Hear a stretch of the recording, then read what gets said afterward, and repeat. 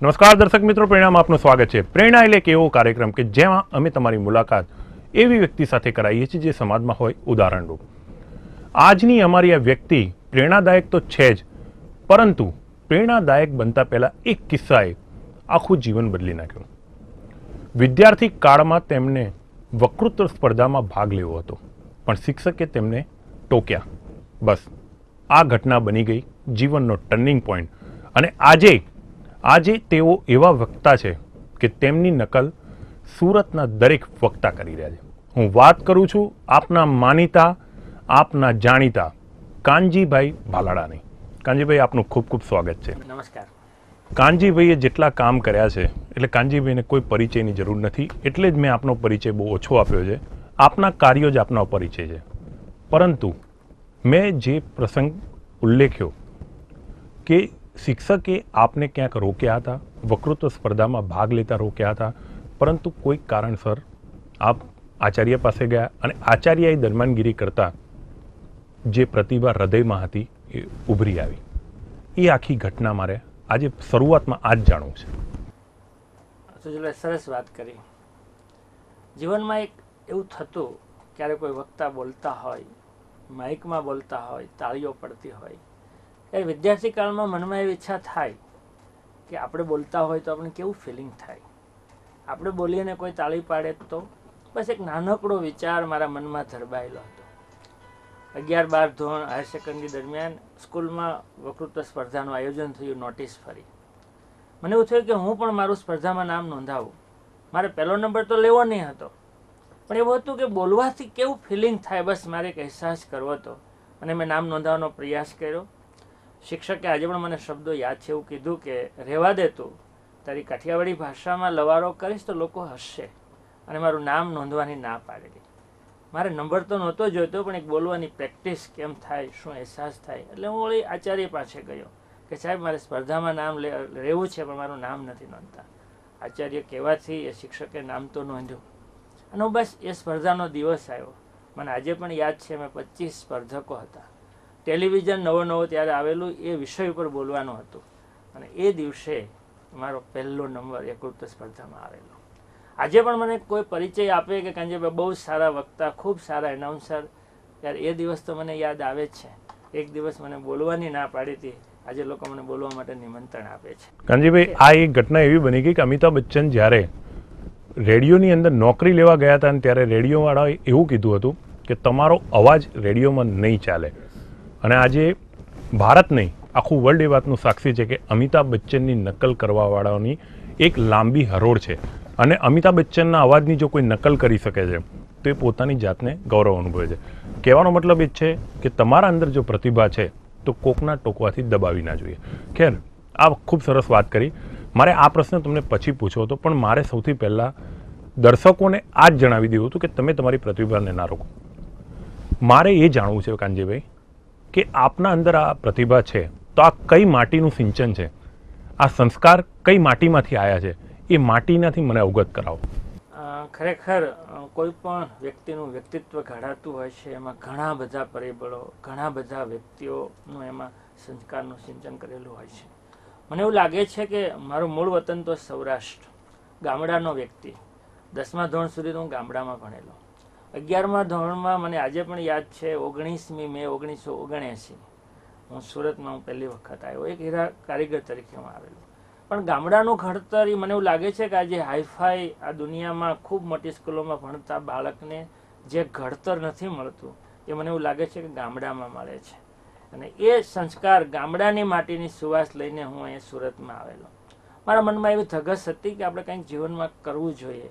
મને કદાચ મારા મમ્મી પપ્પા પાસેથી પ્રેરણા મળી હશે, એના વિચારો મળ્યા હશે, એના જીવનનું કંઈક મારા મનમાં, મારા હૃદયમાં હશે કે બસ ક્યારેક ખોટું ન કરવું, બીજાને ઉપયોગી થવું, હંમેશા કંઈક સારા કાર્યો કરવા, બસ આ જ વાત મને એવું લાગે છે કે મારી મુઠ્ઠીમાં હતી।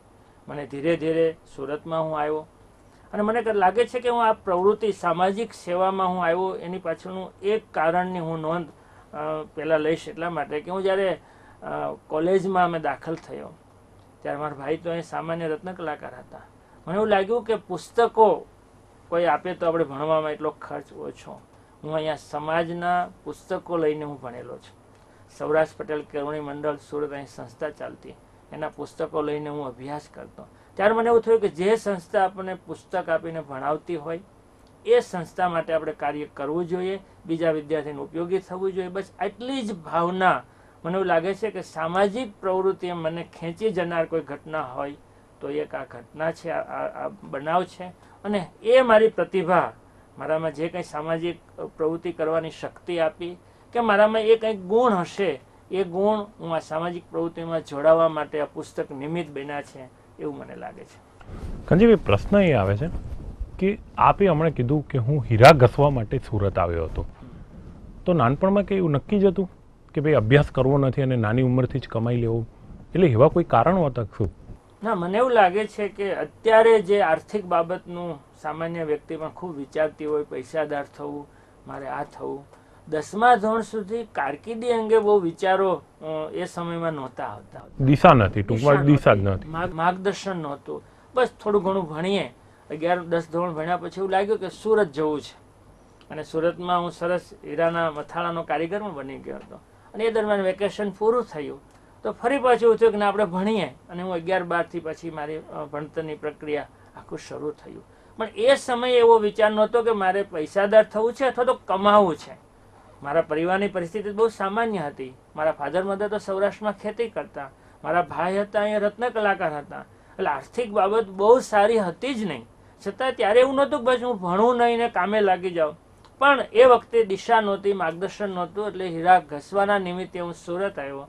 અને ત્યાર પછી હું 11-12 ભણ્યો, અને કોલેજમાં જ્યારે મેં દાખલ થયો, એની ફી ભરવાની આવી, કોલેજમાં બીજું વાતાવરણ જોયું, ત્યારે એવું લાગ્યું કે આપણે કમાવવું જોઈએ, પોતાના પૈસાએ આપણે ભણવું જોઈએ. અને એટલે મેં કોલેજ કાળ કરતાં કરતાં મેં એક સર્વિસ, નોકરી પણ શરૂ કરી. સુરત સેન્ટ્રલ કોઓપરેટિવ સ્ટોર, અપના બજાર, કોટસફિલ્ડ રોડ ઉપર મહિને 150 રૂપિયાનો પગારદાર ક્લાર્ક કે સેલ્સમેન તરીકે નોકરી કરતાં કરતાં હું ભણેલો. ત્યારે જીવનમાં મહેનતના મહત્વનું સમજાયું, ત્યારે જીવનમાં આર્થિક બાબત પણ એટલી જ મહત્વની છે એ પણ સમજાયું. અને ત્યાર પછી મારા જીવનમાં મેં સતત એવો પ્રયાસ કર્યો કે આપણે આપણી કમાણી પણ કરવી જોઈએ. આપે MA સુધી અભ્યાસ કર્યો છે, LLB M.Com કરેલું છે, LLB પણ કરેલું છે. LLB કરી અને દલીલો ઉપર આવવું, એના માટે કોઈ ચોક્કસ ઘટના કે પછી આ ફિલ્ડ મિત્રોના લીધે પસંદ કર્યું કે ઈચ્છાથી પસંદ કર્યું LLBનું ફિલ્ડ, એના પાછળના કોઈ ચોક્કસ કારણ? ના, વકીલ થવું એવું બહુ સ્વપ્ન નહોતું.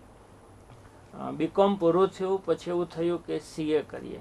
BCom તો નોકરી કરતાં કરતાં BCom મેં પૂરું કરેલું, અને CA મેં આર્ટિકલશીપ પૂરી કરી. ફાઇનલ CA હું પાસ નહીં થયેલો. એ દરમિયાન ઇન્કમ ટેક્સની અંદર સ્વૈચ્છિક જાહેરાત, વોલ્યુન્ટરી ડિસ્ક્લોઝર સ્કીમ આવેલી, કે કોઈ પણ વ્યક્તિ પોતાની આવક જાહેરાત કરી દે 5-10 વર્ષની, તો એ ઇન્કમ ટેક્સ એક્સેપ્ટ કરતા એ તક હતી. અને અમે CAની મારી આર્ટિકલશીપ પૂરી થઈ હતી, BCom પૂરું થયું. એ દરમિયાન મેં LLB પણ શરૂ કરી દીધેલું CA કરતાં કરતાં. એટલે મારું BCom અને LLBનો અભ્યાસ પૂરો થયો અને મેં મારી ઓફિસ શરૂ કરી દીધી, જે ઇન્કમ ટેક્સ કન્સલ્ટન્ટ તરીકે, ઇન્કમ ટેક્સના પ્રેક્ટિશનર તરીકે. અને એમ હું વકીલ ખરો પણ ટેક્સ પ્રેક્ટિસ, કોર્ટ પ્રેક્ટિસ નહીં. અને એ રીતે મારો એક વ્યવસાય સુરતમાં, મારો પહેલો વ્યવસાય જો કોઈ શરૂ થયો હોય તો એ ઇન્કમ ટેક્સ પ્રેક્ટિશનર તરીકે થયો. અને મને ખૂબ ગૌરવ છે કે એ સમયમાં પણ એક સારા ટેક્સ પ્રેક્ટિશનર તરીકે મેં મારી કારકિર્દીની શરૂઆત કરી. ઓકે, વાતચીત દરમિયાન કાંજીભાઈ આપે એવું જણાવ્યું કે આપ મથાળાના કારીગર હતા. ટૂંકમાં કહીએ તો હીરાને એક ચોક્કસ આકાર આપતા હતા, હીરા ઘસતા હતા. હીરા ઘસતા ઘસતા તમે જ હીરા જેવા બની ગયા. તમારા મથાળાને કોણે આકાર આપ્યો? કોઈક તો વ્યક્તિ હશે કે જેણે દિશા આપી હશે આપને, એક આપના ટાર્ગેટ સુધી પહોંચવા માટે એક રસ્તો બતાવ્યો હશે. ક્યારેક આ સફરની અંદર તમે થાક્યા હશો તો તમને શક્તિ આપી હશે, તમારામાં શક્તિનો સંચાર કર્યો હશે. મારે એ ઘટના અથવા એ વ્યક્તિ વિશે આપના મોઢે જાણવું. મને એવું લાગે છે કે કદાચ એકાદ કોઈ વ્યક્તિનું નામ ન દઈ શકું, એટલી બધી વ્યક્તિઓ મને મારી કારકિર્દીમાં મને અહીંયા સુધી પહોંચાડવામાં મને પ્રેરણા આપી હશે.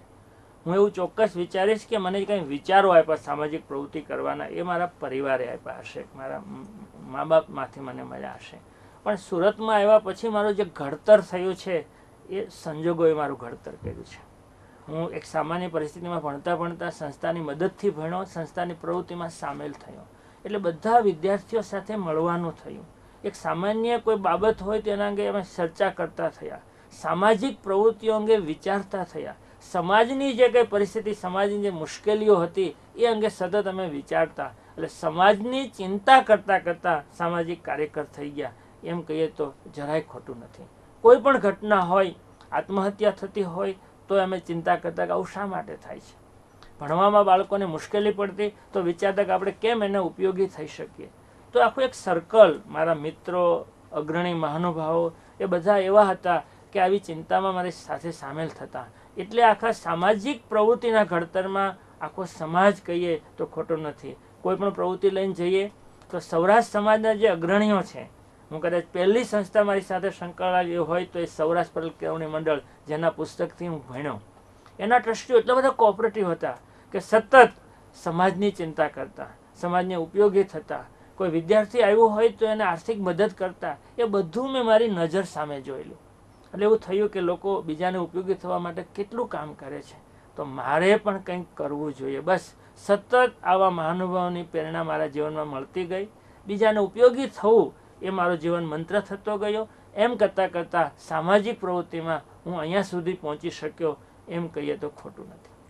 જે સંસ્થાના પુસ્તકોએ કાનજીભાઈનું ઘડતર કર્યું, કાનજીભાઈ આજીવિકા મેળવી શકે એ લાયક બનાવ્યા, એ જ સંસ્થાના આજ આપ પ્રમુખ છો. તો આજે આપને શું લાગી રહ્યું છે? શું તમે એ વહીવટ અથવા બીજાને એ સહકાર આપી શકો છો કે આપને જે પહેલાના ટ્રસ્ટીઓ? ખૂબ સારી વાત કરી. એમાં થોડોક સુધારો એટલા માટે કે જે સંસ્થાના પુસ્તકો લઈને હું ભણ્યો એ સંસ્થા સૌરાષ્ટ્ર પટેલ કેળવણી મંડળ એ શિક્ષણની પ્રવૃત્તિ કરે છે. એ સંસ્થામાં હું મંત્રી પણ બનેલો. એ સંસ્થામાં આખો અમે બુક બેંક ઉપરાંત પુસ્તકાલય પણ શરૂ કર્યું. અને આજે સંસ્થાના પ્રમુખ ડૉક્ટર CM વાઘાણી છે અને ખૂબ સરસ વાંચનાલય અને પુસ્તકાલય ત્યાં ચાલે છે. આજે ગૌરવ થાય એ સંસ્થા કેટલા બધા વિદ્યાર્થીઓને ઉપયોગી થાય છે. પણ એ જ્યારે વિદ્યાર્થી કાળમાં હું આ સંસ્થા જોડે સંકળાયેલો હતો એ દરમિયાન 1983માં 23/11/1983 મને તારીખ યાદ છે, સુરતમાં પ્રથમ સમૂહ લગ્ન સમારોહનું આયોજન થયેલું અને 3 યુગલો હતા. અને એ સમૂહ લગ્ન જ્યારે થયા ત્યારે એક સ્વયંસેવક તરીકે એમાં કામ કરવા માટે અમને વિદ્યાર્થી તરીકે નિમંત્રણ મળેલું અને અમે વિદ્યાર્થીઓ ત્યાં મદદરૂપ કામ કરવા માટે ગયેલા. આજે મને એક ગૌરવ છે કે જે સંસ્થાની સમૂહ લગ્ન કરતી સંસ્થાના એક સ્વયંસેવક તરીકે હું એમાં દાખલ થયેલો, એ સંસ્થાનું આજે પ્રમુખ છું. સમાજે મને ખૂબ આપ્યું છે. કદાચ ગમે તેટલા એવોર્ડો મળે એના કરતાંય સમાજે મને આ સંસ્થાના પ્રમુખ તરીકે સ્વીકાર્યો એ મારા માટે એવોર્ડ છે અને એનું મને આજે વિશેષ ગૌરવ છે. કાનજીભાઈ, અહીંયા આપણે રોકીશું. દર્શક મિત્રો, વિરામનો સમય થયો છે. ક્યાંય જતા નહીં. પ્રેરણાદાયક કાનજીભાઈની પ્રેરણાદાયક વાતો અવિરત પ્રવાહથી ચાલતી જ રહેશે. બસ એક નાનકડા વિરામ બાદ.